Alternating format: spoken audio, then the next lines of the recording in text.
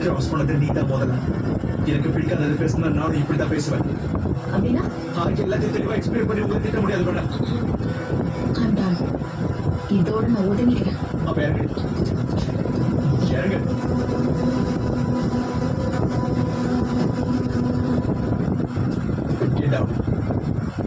இறங்குங்க மேடம். முதல்ல இறங்குங்கன்னு சொன்னேன்.